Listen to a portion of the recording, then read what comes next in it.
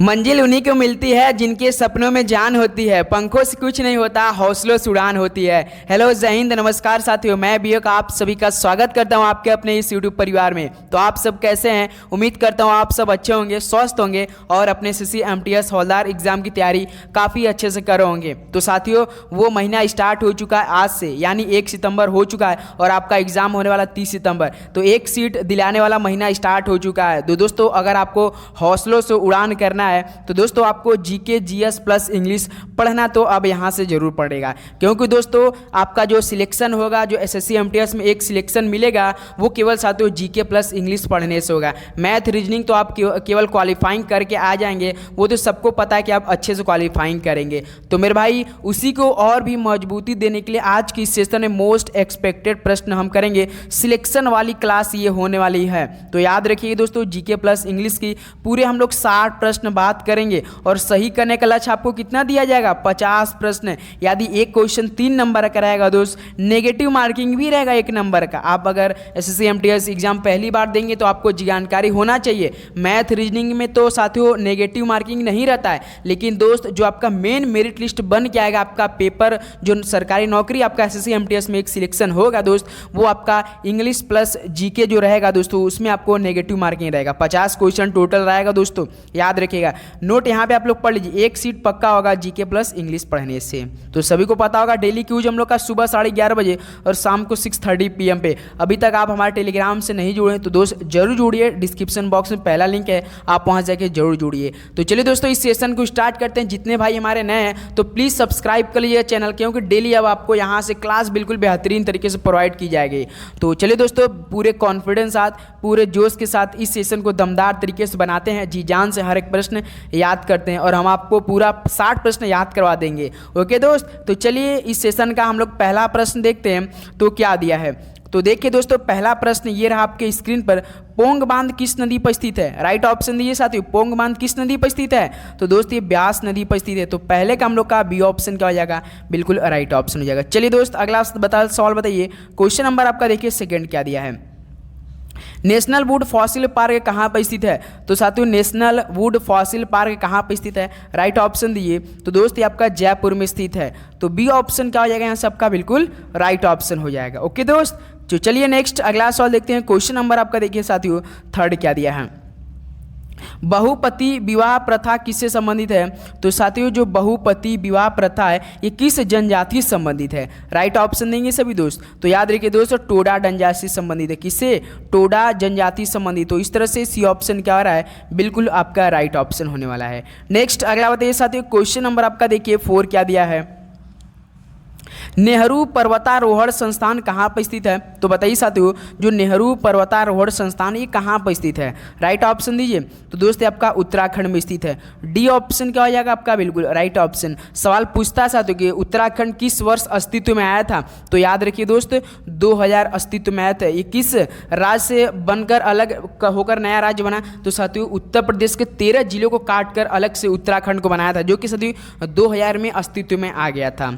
Okay दोस्त, चलिए अगला बताइए साथियों। क्वेश्चन नंबर आपका देखिए 5 क्या दिया है। लॉयड बर्ड किस देश का पक्षी है? तो साथियों जो लॉयड बर्ड है ये किस देश का पक्षी है? राइट ऑप्शन दीजिए सभी दोस्त। तो दोस्त ये आपका ऑस्ट्रेलिया देश का है। तो यहाँ से बी ऑप्शन क्या हो रहा है? आपका बिल्कुल राइट ऑप्शन होने वाला है। ओके दोस्त, चलिए अगला सवाल बताइए। क्वेश्चन नंबर आपका देखिए 6। लास्ट में अपना स्कोर सभी साथी बताएंगे।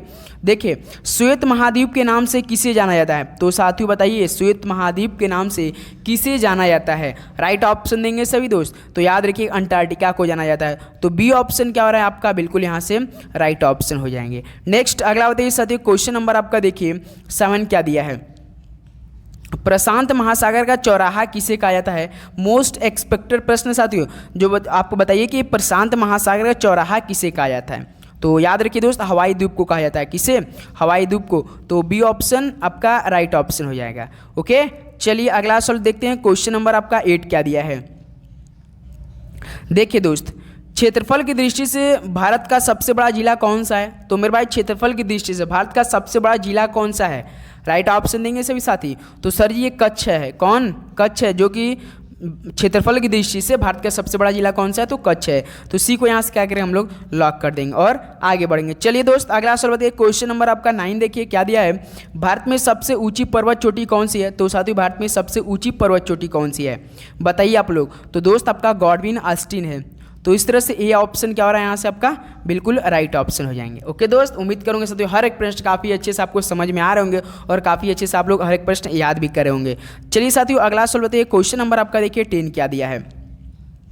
हिमाचल प्रदेश में स्थित दर्रा कौन सा है? तो साथियों हिमाचल प्रदेश में स्थित दर्रा कौन सी है? राइट ऑप्शन दीजिए। एक तो देखिए दोस्त आपका सिपकी ला भी है आपका हिमाचल प्रदेश में और नाथुला दर्रा भी कहाँ पे है? हिमाचल प्रदेश में। तो इस तरह से देखिए आपका साथियों डी ऑप्शन क्या हो रहा है? ए और सी दोनों बिल्कुल राइट ऑप्शन हो जाएंगे। ओके चलिए नेक्स्ट अगला सवाल बताइए साथियों, क्वेश्चन नंबर आपका देखिए 11 क्या दिया है। नगर निगम के अध्यक्ष क्या कहलाता है? तो साथियों जो आपका नगर निगम के अध्यक्ष है वो क्या कहलाते हैं? अध्यक्ष, मेयर, कमिश्नर या डॉक्टर? राइट ऑप्शन दीजिए। तो दोस्त अध्यक्ष तो कहलाएंगे नहीं, कमिश्नर तो कहलाएंगे नहीं, डॉक्टर तो कहलाएंगे नहीं, तो दोस्त मेयर कहलाएंगे। तो इस तरह से क्या हो रहा है हम लोग का बी ऑप्शन आपका राइट ऑप्शन हो रहा है। ओके दोस्त चलिए अगला सवाल देखते हैं, क्वेश्चन नंबर आपका देखिए 12 क्या दिया है। देखिए साथियों वर्ल्ड ट्रेड ऑर्गेनाइजेशन का मुख्यालय कहाँ स्थित है? यानी साथियों WTO का मुख्यालय कहाँ पर स्थित है? राइट ऑप्शन देंगे सभी साथी। तो दोस्त ये आपका जिनेवा में स्थित है। तो इस तरह से सी ऑप्शन क्या हो रहा है आपका बिल्कुल राइट ऑप्शन होने वाला है। जिनेवा, WTO का मुख्यालय जिनेवा, सी बिल्कुल राइट ऑप्शन हो जाएंगे। चलिए दोस्त अगला सवाल देखते हैं, क्वेश्चन नंबर आपका देखिए 13 क्या दिया है। अजंता के अनेक चित्र किसके शासनकाल में बनाए गए थे? तो साथियों अजंता के जो अनेक चित्र थे वो किसके शासनकाल में बनाए गए थे? राइट ऑप्शन दीजिए। गुप्त, शक, सातवाहन या वर्धन? तो दोस्त याद रखिएगा गुप्त के शासनकाल में बनवाए गए थे। तो इस तरह से ए ऑप्शन क्या और आपका बिल्कुल राइट ऑप्शन हो जाएंगे। चलिए दोस्त अगला सवाल बताइए, क्वेश्चन नंबर आपका देखिए 14 क्या दिया है। तो दोस्त उपनिषद क्या है? तो साथियों उपनिषद क्या होता है? राइट ऑप्शन दीजिए बताइए फटाफट। तो दोस्त उपनिषद एक प्रकार का हिंदू मनीषा को प्रतिपादित करने वाला दार्शनिक सिद्धांत है। तो इस तरह से सी क्या हो रहा है हम लोग का बिल्कुल राइट ऑप्शन हो जाएंगे। ओके साथियों चलिए अगला सवाल बताइए, क्वेश्चन नंबर आपका देखिए 15 क्या दिया है। भारत में लोधी वंश का आखिरी शासक कौन था? तो साथियों आपसे सवाल पूछ रहा है कि भारत में लोधी वंश का आखिरी शासक कौन था? राइट ऑप्शन दीजिए। तो दोस्त इब्राहिम लोधी था। तो इस तरह से ए ऑप्शन क्या आ रहा है हम लोग का साथियों बिल्कुल राइट ऑप्शन हो रहा है। चलिए अगला सवाल देखते हैं साथियों, क्वेश्चन नंबर आपका देखिए 60 नंबर का क्या दिया है। निम्नलिखित में से कौन सा नृत्य रूप कर्नाटक से संबंधित नहीं है? तो इनमें से कौन सा साथियों नृत्य रूप जो कि कर्नाटक से संबंधित नहीं है?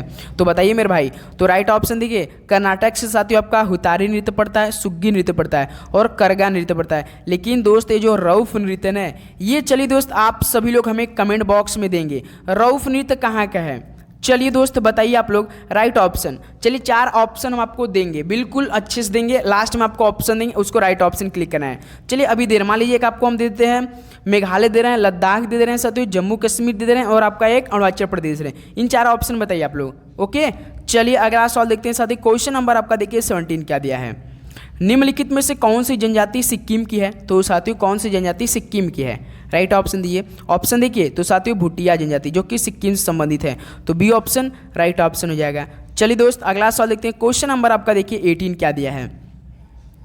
बारदौली सत्याग्रह आंदोलन का नेतृत्व किसने किया था?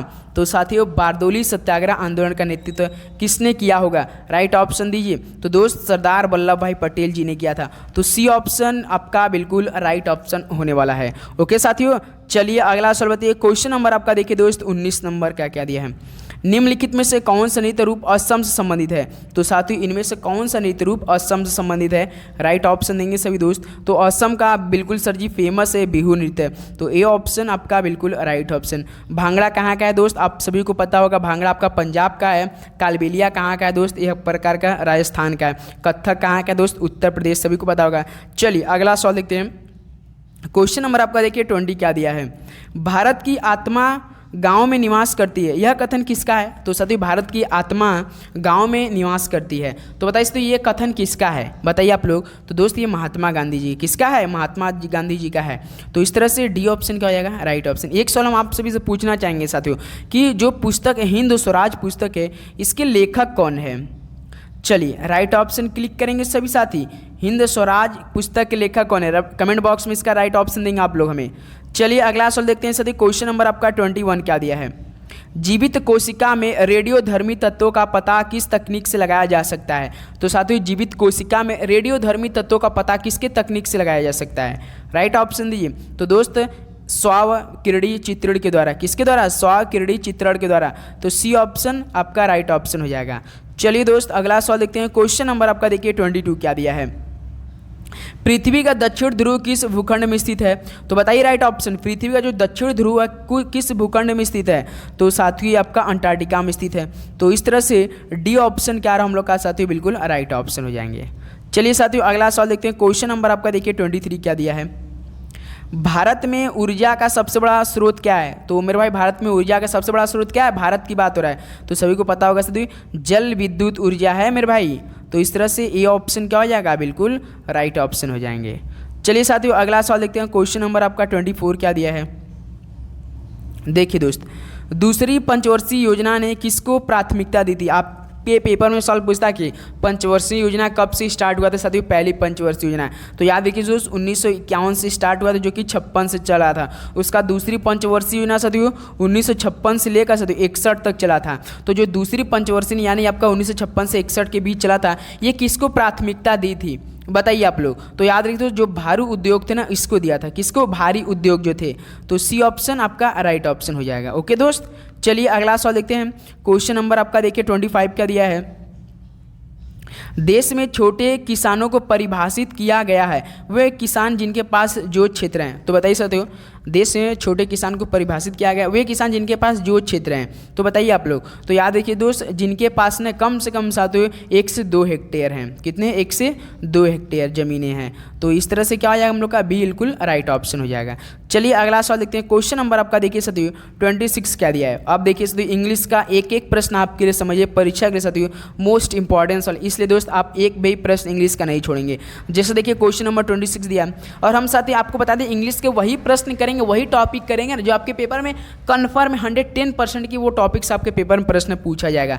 जैसे देखिए पहला प्रश्न दिया है, select the most appropriate synonym of the given word. अब आपको हम बता दें साथियों सिनोनिम्स का मतलब क्या होता है। तो याद रखिए दोस्त पर्यायवाची शब्द होता है।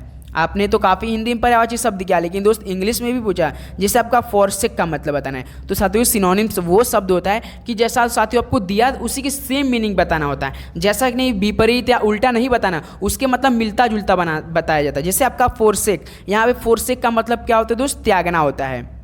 याद रखिए दोस्त एक तो फॉरसेक ये ऐसे लिखा है, एक तो साथियों आपका फॉरसेक ऐसे लिखा रहता है। याद रखिए एक फॉर एक आपका सेक अलग रहता है। तो इसके माने याद रखिए दोस्त आपका खातिर होता है, किसी के लिए खातिर ऐसे होता है। जो ये सवाल हमसे पूछा फॉरसेक ना, इसका मतलब होता है त्यागना। तो चलिए बताइए त्यागना का क्या हो जाएगा आपका? राइट ऑप्शन दीजिए। तो दोस्त त्यागना क्या हो जाएगा? सिनोनिम्स। करेक्ट ऑप्शन दीजिए। तो अबेंडन हो जाएगा। क्या हो जाएगा दोस्तों? अबेंडन हो जाएगा। अब अबेंडन का मतलब क्या होता है साथियों? छोड़ देना हो जाएगा। तो इसका मतलब मिलता जो जैसे त्यागना तो छोड़ देना, तो पर्यायवाची क्या हो जाएगा? फॉरसेक का अबेंडन हो जाएगा। तो डी को हम लोग क्या करेंगे? यहाँ से लॉक कर देंगे। ओके दोस्त, चलिए अगला सवाल देखते हैं। क्वेश्चन नंबर आपका देखिए दोस्त 27 क्या दिया है। देखिए साथियों क्वेश्चन नंबर आपका 27, select the word which means the same as the group of word given. तो साथियों सिलेक्ट आपको वो वर्ड कहना है जो साथियों meaning the same as the group of, जो ग्रुप दिया उसका सेम मीनिंग मिलता है। जैसे देखिए क्या दिया साथियों, one who does not follow the usual rule of social life. इसका मतलब साथियों कह रहे हैं जो सामाजिक जीवन के उपयोग के नियम का पालन नहीं करता है। क्या साथियों? जो सामाजिक जीवन के उपयोगिता नियम का पालन नहीं करता है। तो उसके लिए एक शब्द क्या हो जाएगा साथियों? इसके लिए सेम मीनिंग बताइए क्या हो जाएगा? राइट ऑप्शन आप सभी दोस्त देंगे। तो सबसे पहले बोहेमियन का मतलब क्या होता है दोस्त? तो याद रखिए दोस्त बोहेमियन का मतलब एक प्रकार का क्या होता है? तो एक प्रकार का दोस्त आपका कारीगर होता है। क्या होता है? कारीगर होता है साथियों। उसके बाद आपका आर्टिसन का मतलब क्या होता है? राइट ऑप्शन क्लिक करेंगे सभी साथी। तो मेरे भाई आर्टिसन का मतलब होता है एक प्रकार का, आप देखेंगे पश्चातापूर्ण होता है। और आपका सब पार्टीशन का भी मतलब क्या होता है? एक प्रकार का दोस्त आपका राइट ऑप्शन क्लिक करेंगे। तो बोहेमियन का मतलब होता है दोस्त आपका बोहेनिया ही होता है। याद रखिए दोस्त जो बोहेनिया मतलब ये ऑप्शन है, जो बोहेमियन का मतलब होता है एक प्रकार का ये बोहेनिया ही, एक व्यक्ति जैसे एक लेखक या कलाकार है जो आमतौर पर दूसरे के साथ क्या करते हैं? एक दूसरे के साथ अपनी कॉलोनी में रहते हैं, एक प्रकार का अपरंपरागत जीवन जीते हैं, वही बोहेमियन। तो 27 में क्या हो जाएगा? ये ऑप्शन हम लोग का बिल्कुल राइट ऑप्शन हो जाएगा। अब आर्टिसन का मतलब होता है दोस्त आपका कारीगर होता है। क्या होता है साथियों? अब देखिए यहाँ पे आर्टिसन का मतलब क्या होता है? कारीगर होता है। और पार्टीशन का मतलब होता है दोस्त आपका पश्चातापूर्ण होता है। क्या होता है? पश्चातापूर्ण। और फिजिशियन का मतलब होता है दोस्त आपका चिकित्सक होता है एक प्रकार का, तो याद रखिएगा। तो 27 का हम लोग का ए ऑप्शन। बोहेमियन का मतलब बोहेमियन होता है। आर्टिसन का मतलब दोस्त आपका एक कारीगर होता है। और आपका पार्टीशन का मतलब होता है पश्चातापूर्ण। और आपका फिजिशियन का मतलब है दोस्त चिकित्सक होता है। ओके दोस्त। बोहेमियन का मतलब होता है, याद रखिए, जैसे एक व्यक्ति होता है, जैसे कि एक जैसे आपका लेखक होता है, कोई कलाकार होता है ना, तो आमतौर पर एक दूसरे के साथ कॉलोनी में अपरंपरागत के जीवन जीतते हैं। ओके दोस्त, चलिए अगला सवाल देखते हैं। क्वेश्चन नंबर आपका देखिए 28 क्या दिया है। चलिए क्वेश्चन नंबर 28 बताइए। Out of the alternative given select the word which closely fits the given definition. जैसे देखिए a place where bricks are made, तो बताइए साथियों, अ प्लेस वह स्थान जहाँ वेयर ब्रिक्स आर मेड, जहाँ क्या बनाई जाती है? ईंटें बनाई जाती है। तो उसके लिए एक शब्द क्या हो जाएगा? होसरी, हैचरी, किलन या आपका हाइब। बताइए आप लोग। चलिए राइट ऑप्शन क्लिक करेंगे सभी साथी। तो सदी एक आपका सबसे पहले देखेंगे होसरी। होसरी का मतलब क्या होता है दोस्त? एक प्रकार का जहाँ सदी हौजागिरी व्यवसाय हैं। कहाँ पर? होसरी का मतलब होता है दोस्त जहाँ पर एक प्रकार का हौजगिरी चलती है। और आपका हैचरी का मतलब क्या होता है? हैचरी क्या बोला जाता है? बताइए आप लोग। मछली पालने का जहाज, हैचरी किसे बोलते हैं? मछली पालने का जहाज बोला जाता है। और किलन का मतलब क्या होता है दोस्त? भट्ठा होता है। क्या होता है इसलिए? भट्ठा हो। तो ईंटें कहाँ बनता है? भट्ठा में ही तो बनता है। तो सी ऑप्शन इस वाला का राइट ऑप्शन हो जाएगा। अब हाइप माने क्या होता है आपका दोस्त? छत्ता होता है। याद रखें। होसरी का मतलब होता है दोस्त एक प्रकार का जो हौजरिया व्यवसाय होती है ना, वो होता है हौजागिरी व्यवसाय होती है। और हैचरी का मतलब होता है दोस्त आपका मछली पालने का जहाज। और आपका किलन एक प्रकार जो a place where bricks are made, जहाँ पे साथियों ईंटें बनाई जाती है, तो उसके हम क्या बोलते हैं? किलन यानी भट्टा। और हाइप का मतलब होता है आपका दोस्त छत्ता बोला जाता है। क्या होता है? छत्ता होता है। तो इस तरह से 28 का हम लोग का सी बिल्कुल राइट ऑप्शन हो जाएगा। KILN इसका मतलब क्या होता है दोस्त? भट्टा होता है। चलिए अगला सवाल देखते हैं। क्वेश्चन नंबर आपका देखिए 29 क्या दिया है। Tomorrow definitely I this telephone to BSNL it just does not work. तो साथियों क्या बोलने का सवाल प्रयास करा है, इस बार इसको समझिए आप लोग। ये कौन सा साथियों? टुमारो डेफिनेटली आई के साथ क्या लग सकता है साथियों? आई दिस टेलीफोन टू BSNL। तो दोस्त इस एक प्रकार का सिंपल फ्यूचर लग रहा है कि नहीं? विल आई के साथ क्या लगता है दोस्त? विल लगता है ना। जैसे आप सिंपल क्या देखेंगे साथियों? सिंपल फ्यूचर जो होता है, सिंपल फ्यूचर टेंस होता है ना मेरे भाई, इसका जब आप लोग स्ट्रक्चर देखेंगे तो क्या लगता है? जैसे आपका कोई सब्जेक्ट होता है ना, सब्जेक्ट के साथ आपका क्या लगता है साथियों? सेल विल लगता है कि नहीं? ये बताइए आप लोग। सेल विल लगता है। तो याद रखिए सेल विल लगता है। और आपका वर्ब की फर्स्ट फॉर्म लगता है। और आपका प्लस में ऑब्जेक्ट हो जाता है दोस्त। तो यहाँ क्या होगा? Tomorrow definitely I will surrender. क्या दोस्त? देखिए आई विल लगेगा तो ये आपका सिंपल फ्यूचर टेंस है। तो स्ट्रक्चर के हिसाब से हम लोग चलेंगे। जैसे साथियों आपका Garg will visit the Taj Mahal, जैसे आपका अभिषेक विल विजिट द ताजमहल, आपका मान लीजिए अंकुश विल विजिट द बनारस। इस तरह के जो प्रश्न बनते हैं ना दोस्त, ये सिंपल फ्यूचर आपका है साथियों, याद रहिएगा। तो tomorrow definitely I will surrender this telephone to BSNL it just does not work. यानी साथियों कल निश्चित रूप से मैं इसे क्या करेंगे? टेलीफोन को यानी BSNL को सौंप दूंगा, यह काम नहीं कर रहा है। तो इस तरह से क्या हो जाएगा दोस्तों? हम लोग का बी ऑप्शन क्या हो जाएगा? बिल्कुल राइट ऑप्शन होने वाला है। ओके दोस्त। एक बार टुमारो क्या एक प्रकार का दोस्तों? टुमारो एक प्रकार का आपका एडवर्ब है साथियों। क्या करा है? एक्शन वाली काम करा है। ये क्या इंडिकेट करा है? एक्शन करा है। Will take a place in near. Okay दोस्त। चलिए अगला सवाल देखते हैं। क्वेश्चन नंबर आपका देखिए 30 क्या दिया है। चलिए बताइए। Select the most appropriate meaning of the given idiom. Idiom का मतलब क्या होता है? मुहावरा। जैसे आपका एट वंस विट एंड, इसका मतलब क्या होता है दोस्त? आपका किसी भी आपका बुद्धि के अंत पर चकराना है। किसी भी बुद्धि के अंत पर चकराना है, कुछ न सूझना है। ऐसे बोला कुछ न सूझना है, किसी की बुद्धि के मतलब अंत पर चकराना है। तो किसी को कुछ न समझना, अक्ल ना काम करना है। तो इसका क्या मुहावरा हो जाएगा बताइए आप लोग? तो दोस्तों not knowing what to do. क्या? Not knowing what to do, इसका मतलब ना ही जाना क्या करे, न जाने क्या करे। तो इस तरह से बी ऑप्शन में क्या हो जाएगा? राइट ऑप्शन हो जाएगा। ओके साथियों। चलिए अगला सवाल देखते हैं। क्वेश्चन नंबर आपका देखिए 31 क्या दिया है। Fill in the blanks with the right homophones. तो साथ ही अब यहाँ से आपको प्रश्न जरूर पूछा जाएगा। तो बताइए fill in the blanks with the right homophones. अब होमोफोन्स का मतलब क्या होता है दोस्त? जैसा कि आपको पता है, a word that sound the same as the another word but has a different meaning. तो साथियों ऐसा वर्ड जैसा कि साउंड तो सेम रहे लेकिन साथियों जो उसका मीनिंग रहेगा ना, डिफरेंट मीनिंग रहेगा। जैसे साथियों आप देखे होंगे, जैसे हम बोले ना, a word that sound the same as the another word. Sound तो सेम रहेगा लेकिन मीनिंग अलग रहेगा। जैसे आप देखेंगे साथियों फ्लावर, फ्लावर मतलब क्या होता है साथियों? फूल होता है। लेकिन ये आप देखिए FLOUR, फ्लोर, फ्लोर का मतलब क्या होता है? फ्लावर, फ्लोर, फ्लोर का मतलब क्या होता है? आटा। जैसा मतलब साउंड तो सेम रहा, हम जैसे बोलते हैं तो सेम बोलते हैं लेकिन मीनिंग तो अलग निकलता है ना, इसी को होमोफोन्स कहते हैं। तो याद रखिएगा दोस्त। तो जैसे आपका देखिए क्या दिया है, you have much room for this baby. तो दोस्त यू हैव मच रूम, आपको हमने क्या बोला, मतलब कि साथियों साउंड तो सेम रहा लेकिन मीनिंग अलग निकले। जैसे you have much room for this new baby. तो न्यू देखिए इनमें से कौन सा, देखिए चारों ऑप्शन दिए आपका न्यू न्यू सब है। तो ऑप्शन ए आपका क्या करेगा, आप लोग यहाँ से क्लिक करेंगे, न्यू आपका ए बिल्कुल सटीक है। ओके दोस्त, तो you have much room for this new baby, जैसे आपके पास मतलब बच्चे को लिए बहुत जगह है, तो इस तरह से क्या हो जाएगा, ए ऑप्शन राइट ऑप्शन हो जाएगा। ओके साथियों, उम्मीद करूँगा आप लोग समझ गए होंगे। चलिए दोस्त अगला सवाल देखते हैं। क्वेश्चन नंबर आपका देखिए 32 क्या दिया है। जैसे देखिए choose the word which is nearly opposite in the meaning to the given word. तो साथियों आपको अपोजिट वर्ड बताना है। जैसे आपका क्वेल, क्वेल का आपको अपोजिट बताना है। तो क्वेल मतलब क्या होता है दोस्त? वश में करना होता है। क्या होता है साथियों? वश में करना होता है। चलिए इसका अपोजिट वर्ड आप लोग तुरंत हमें राइट ऑप्शन क्लिक करके फटाफट बताएंगे।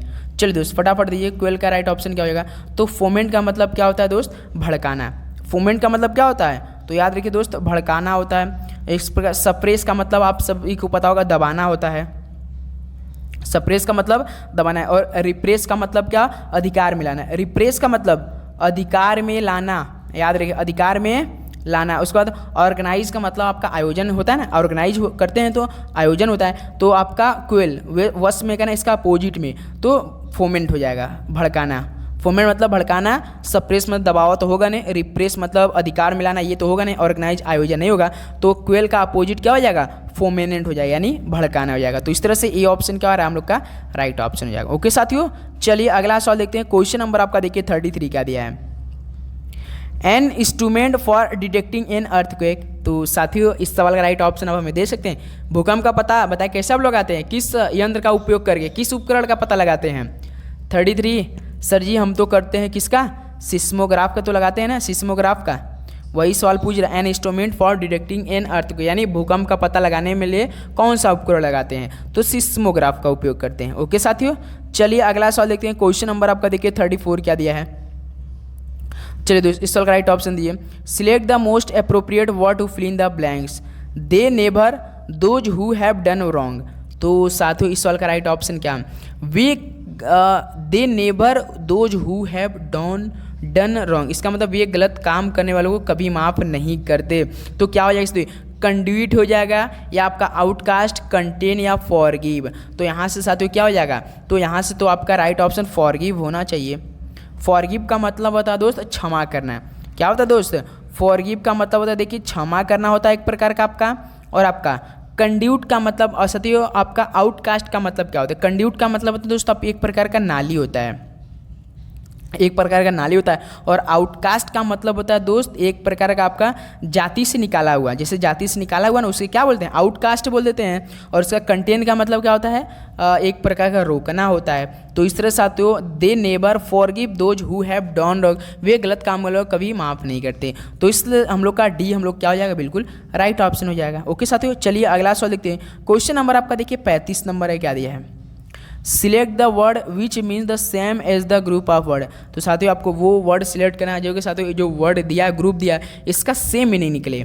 जैसे देखिए one who treat skin disease. तो साथियों बताइए जो त्वचा रोगी का इलाज करता है, बताइए जो त्वचा रोगी का इलाज करता है उसे क्या बोलते हैं? जो त्वचा का रोगी होता है उसका इलाज कौन करता है? फटाफट दीजिए। कार्डियोकर्डियोलॉजिस्ट करते हैं, या डर्मोलॉजिस्ट, या रेडियोलॉजिस्ट, या गैनकोलॉजिस्ट? तो कौन करते हैं? तो दोस्त डर्मोलॉजिस्ट करते हैं, याद रखिएगा।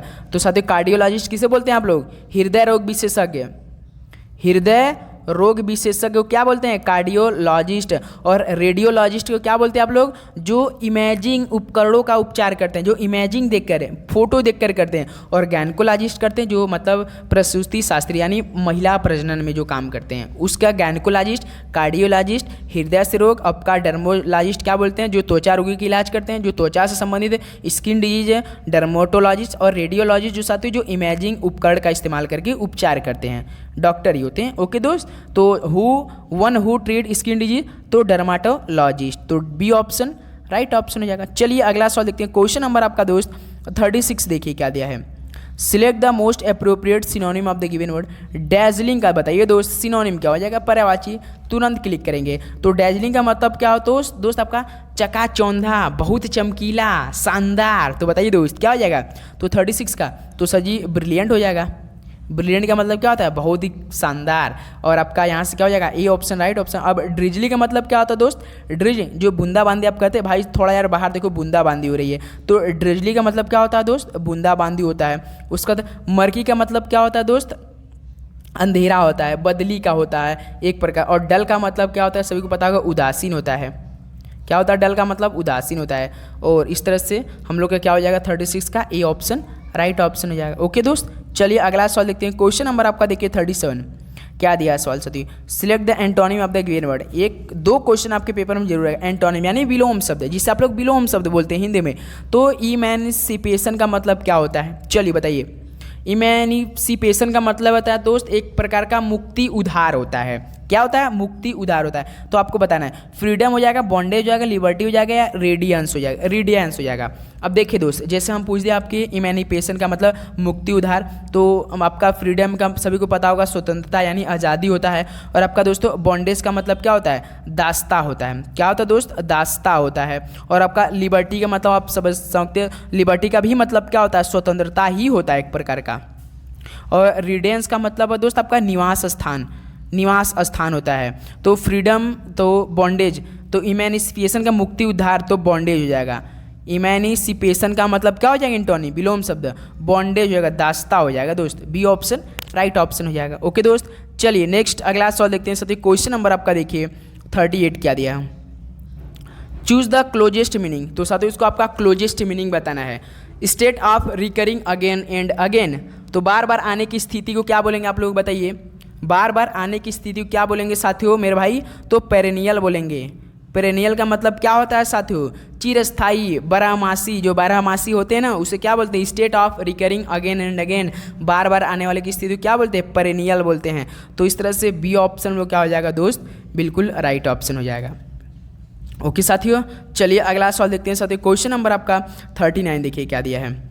Select the most appropriate antonym of the given word.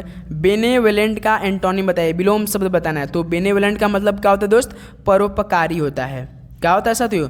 परोपकारी होता है। चलिए परोपकारी का बताइए विलोम शब्द क्या हो जाएगा? तो सर जी डल तो होगा नहीं, उदासीन तो होगा नहीं। मर्सिलेस का मतलब होता है दोस्त आपका बेरहम। तो 39 क्या बेरहम तो लग रहा है, परोपकारी बेरहम। फ्रेंडली तो होगा नहीं बिल्कुल, क्योंकि फ्रेंड इंजूरियस तो होगा नहीं दोस्त, तो मर्सिलेस होगा, बेरहम होगा। मर्सिलेस का मतलब क्या होता है? बेरहम होता है। तो इस तरह से हम लोग का बी ऑप्शन बेनेवलेंट का मतलब परोपकारी के विलोम शब्द मर्सिलेस हो जाएगा। ओके साथियों, चलिए अगला सवाल देखते हैं। क्वेश्चन नंबर आपका देखिए 40 क्या दिया? Select the incorrectly spell word. तो साथियों हम आपसे सवाल पूछना चाहेंगे मेरे भाई। हमने कल एक कम्युनिटी पोस्ट में एक मतलब आपसे पूछा था, आपको उसको देखना है, उसका अपना सटीक सभी दोस्तों को कमेंट बॉक्स में देना है क्या उसका राइट ऑप्शन हो।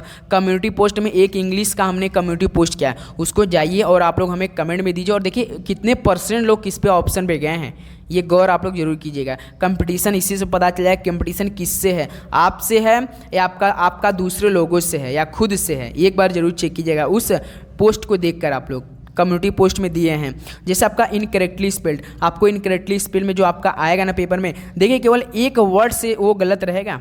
जैसे देखिए डिलीवरी तो बिल्कुल सही, स्टेशनरी बिल्कुल सही है। डिक्शनरी, अब देखिए डिक्शनरी कैसा दिख रहा है आपका? डिक्शनरी की स्पेलिंग क्या होता है आप लोग बता दीजिए हमें। जैसे आप डिक्शनरी की स्पेलिंग लिखते हैं तो DICTION ये लिखते हैं ना, बीच में तो ई तो नहीं लिखेंगे ना, एन ई तो नहीं लिखेंगे। देखिए यहाँ पे ई दिया है, यहाँ पर देखिए ई दिया है, लेकिन आपका ए होता है। केवल एक से गलत रहता है आपके पेपर में, एक से सही होगा या तो गलत होगा। तो इस तरह से आप लोग चेक कीजिएगा। इस तरह से सी ऑप्शन क्या हो जाएगा? जो इनकरेक्ट है तो सी ऑप्शन क्या हो जाएगा आपका? राइट ऑप्शन हो जाएगा। ओके मेरे भाई, चलिए अगला सवाल देखते हैं। क्वेश्चन नंबर आपका देखिए 41 क्या दिया है। देखिए, select the most appropriate synonym of the given word. Synonym बताइए आप। कन्विक्शन का मतलब क्या होता है दोस्त? एक प्रकार का दृढ़ विश्वास। आप किसी भी दृढ़ विश्वास रखते हैं ना, उसी को क्या बोलते हैं हम लोग? तो दोस्त सिनोनिम। अब सिनोनिम वही आपको बताना है, अपोजिट नहीं बताना, सेम मीनिंग बताना है। तो आप क्या बोलेंगे सिनोनिम मतलब कन्विक्शन मतलब दृढ़ विश्वास। तो आस्था किसी पर रखते हैं तो बिलीफ रखते हैं ना, तो यहाँ से यह क्या हो जाएगा 41 का डी हम लोग का। बिलीफ का मतलब क्या होता है? आस्था एक प्रकार का होता है, और कन्विक्शन का मतलब क्या होता है? दृढ़ विश्वास होता है। तो डी ऑप्शन हम लोग का राइट ऑप्शन हो जाएगा। चलिए दोस्त अगला सवाल देखते हैं। क्वेश्चन नंबर आपका देखिए 42 क्या दिया है। अब देखिए कुछ जीके के प्रश्न भी हल कर लेते हैं। जैसे पोनंग लोक नृत्य किस राज्य में प्रचलित है? तो सदी पोनंग लोक नृत्य किस राज्य में स्थित है? तो दोस्त ये आपका प्रचलित है, तो याद रखिए अरुणाचल प्रदेश में प्रचलित है। तो बी ऑप्शन क्या हो जाएगा सदी हम लोग का? बिल्कुल राइट ऑप्शन हो जाएगा। ओके, चलिए नेक्स्ट अगला सवाल देखते हैं सदी। क्वेश्चन नंबर आपका 43 क्या दिया है। किस देश ने 5000 साल पुराने पेड़ को दुनिया के सबसे पुराने पेड़ की मान्यता दी गई है? बताइए सदी किस देश के? तो इसका राइट ऑप्शन चिली देश के। तो बी ऑप्शन क्या हो रहा है आपका? बिल्कुल राइट ऑप्शन हो जाएगा। ओके दोस्त, चलिए अगला सवाल बताइए। क्वेश्चन नंबर आपका देखिए दोस्त 44। प्लासी के युद्ध 1757 में अंग्रेजों सेना का नेतृत्व किसने किया था? तो साथियों सबसे पहले आपको पता होना चाहिए प्लासी का युद्ध कब हुआ था? तो 1757 में था। तो अंग्रेजों सेना का नेतृत्व किसने किया था? तो दोस्त रॉबर्ट क्लाइव ने किया था। तो इस तरह से ये ऑप्शन क्या हो जाएगा आपका? बिल्कुल राइट ऑप्शन हो जाएगा। नेक्स्ट अगला बताइए साथियों। क्वेश्चन नंबर आपका देखिए 45 क्या दिया है। बक्सर का युद्ध 1764 में हुआ था, अंग्रेजी सेना का नेतृत्व किसने किया था? चलिए बताइए, बक्सर का युद्ध सभी को पता होगा 1764 में अंग्रेजी सेना का नेतृत्व किसने किया था? तो मेरे भाई हेक्टर मुनरो ने किया था, याद रखिएगा साथियों। तो इस तरह से सी ऑप्शन क्या हो जाएगा आपका? बिल्कुल राइट ऑप्शन। उम्मीद करूँगा साथियों जितने भी हम प्रश्न किए आपको बिल्कुल अच्छे समझ में होगा और आप जरूर याद किए होंगे। तो मेरे भाई जितने भाई हैं चैनल पर नहीं तो सब्सक्राइब कर लीजिएगा साथियों, क्योंकि आप ही लोग के लिए दिन रात क्लास डेली का हम 11:30 AM सुबह के और शाम को 6:30 PM में क्लास प्रोवाइड करें। जैसे देखिए सिंधु सभ्यता का बंदरगाह शहर बंदरगाह कौन सा था? तो बताइए साथियों सिंधु सभ्यता का बंदरगाह शहर कौन सा था? तो सर जी ये तो लोथल था। तो बी ऑप्शन क्या हो जाएगा आपका? राइट ऑप्शन हो जाएगा। नेक्स्ट अगला होता है साथियों। क्वेश्चन नंबर आपका देखिए 47 क्या दिया है। रेगुलेटिंग एक्ट पारित किया गया था, तो साथियों किस एडी में किया गया था रेगुलेटिंग एक्ट पारित? तो साथियों आपका 1773 एडी में। याद रखिएगा साथियों 1773 एडी में, ऑप्शन ए राइट ऑप्शन हो जाएगा। चलिए दोस्त अगला सवाल बताइए। क्वेश्चन नंबर आपका देखिए 48 क्या दिया है। यूएसए का राष्ट्रीय खेल क्या है? तो साथियों यूएसए का राष्ट्रीय खेल क्या है? तो दोस्त आपका ये बेसबॉल है। क्या है? बेसबॉल है। तो बी ऑप्शन क्या हो जाएगा दोस्त आपका? बिल्कुल राइट ऑप्शन हो जाएगा। आप तो याद तो कर रहे होंगे साथियों, उम्मीद करूँगा यार मेरे भाई आप लोग जरूर याद करोगे हर एक प्रश्न काफ़ी अच्छे से। क्वेश्चन नंबर आपका देखिए 49 क्या दिया है। निम्नलिखित में से किस देश को हजारों झीलों का भूमि कहा जाता है? तो बताइए हजारों झीलों का भूमि किसे कहा जाता है? किस नाम से जाना जाता है? तो सर जी ये तो जाना जाता है फिनलैंड को। तो ऑप्शन ए क्या हो जाएगा साथियों? बिल्कुल आपका राइट ऑप्शन हो जाएगा। नेक्स्ट अगला सवाल देखते हैं साथियों। क्वेश्चन नंबर आपका देखिए 50 क्या दिया है। फेसबुक के संस्थापक कौन है? तो साथियों ये सवाल आप सभी लोगों के लिए होमवर्क में रहेगा। फेसबुक के संस्थापक कौन है? राइट ऑप्शन क्लिक करेंगे सभी साथी, अच्छे से बताएंगे। नेक्स्ट अगला सवाल देखते हैं साथियों। क्वेश्चन नंबर आपका देखिए 51 क्या दिया है। भारत की आयरन लेडी के नाम से किसे जाना जाता है? तो साथियों आयरन लेडी के नाम से किसे जाना जाता है भारत की? बताइए आप लोग। तो दोस्त इंदिरा गांधी जी को आयरन लेडी। तो ए ऑप्शन क्या हो जाएगा दोस्त? बिल्कुल आपका राइट ऑप्शन हो जाएगा। ओके दोस्तों, चलिए अगला सवाल बताइए। क्वेश्चन नंबर आपका 52 देखिए क्या दिया है सवाल। बिजली के बल्ब का आविष्कार किसने किया था? तो सर जी थॉमस एल्वा एडिसन ने किया था। बिजली के बल्ब का आविष्कार किसने किया था? तो सर जी थॉमस एल्वा एडिसन ने। ऑप्शन ए यहाँ से देखिए आपका बिल्कुल राइट ऑप्शन होने वाला है। ओके दोस्तों, चलिए अगला सवाल बताइए। क्वेश्चन नंबर आपका देखिए 53 क्या दिया है। किस नदी को बंगाल का शोक कहा जाता है? तो साथियों किस नदी को बंगाल का शोक कहा जाता है? बताइए सर जी बंगाल का शोक यानी दामोदर को कहा जाता है। तो बी ऑप्शन क्या हो जाएगा आपका? बिल्कुल राइट ऑप्शन हो जाएगा।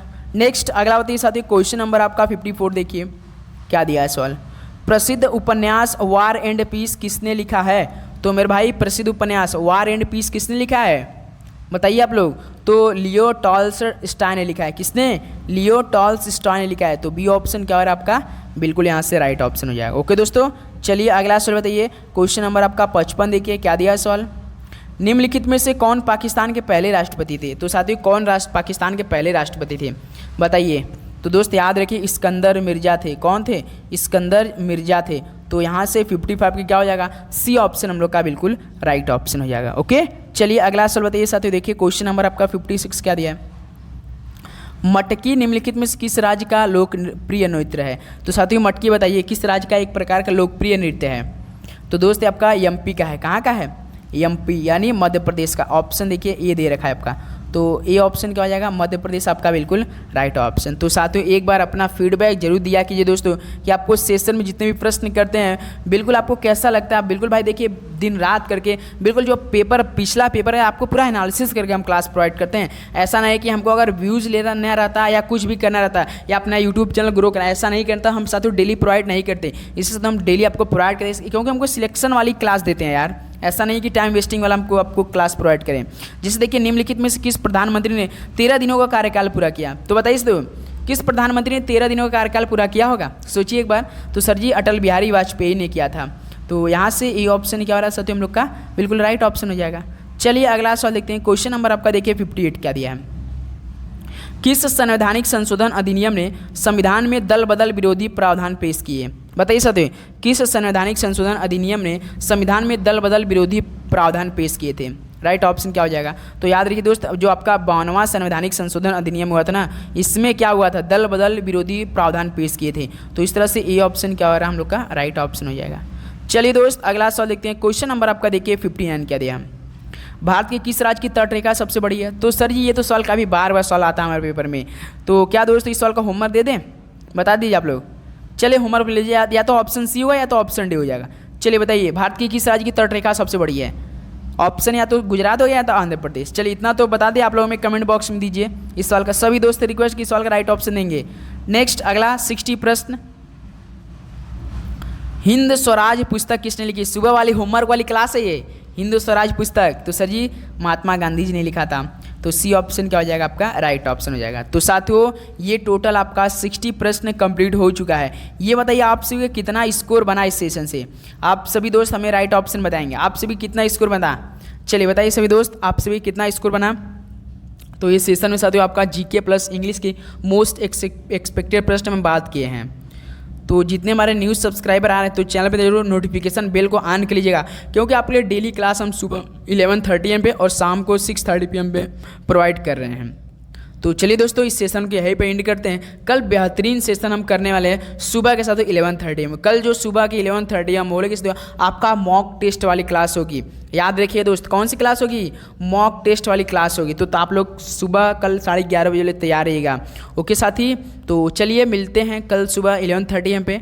सभी को ऑल द वेरी बेस्ट। पढ़ाई करते रहिए क्योंकि महीना आपका स्टार्ट हो चुका सितंबर। अब यहाँ से आपको बिल्कुल भी टाइम वेस्ट नहीं करना, इधर उधर की बातें नहीं करना, केवल आपको पढ़ाई फोकस करना है। यदि आपको सिलेक्शन लेना है तो साथियों हम इसलिए करें दोस्त। ओके तो चलिए कल मिलते हैं सुबह 11:30 AM पे। सभी को ऑल द वेरी बेस्ट। पढ़ाई करते रहिए। सभी को जय हिंद, वंदे मातरम, धन्यवाद।